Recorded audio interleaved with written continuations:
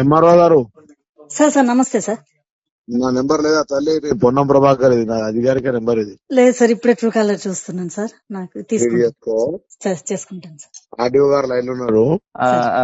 మాధవి, ఇంతకు ముందు మినిస్టర్ గారు కాల్ చేసిన. నమస్తే అమ్మా. సార్, అది ఇప్పుడు మొన్న మీరు చెక్కుల గురించి చెప్పారు కదా, కళ్యాణ లక్ష్మి. అవును సార్.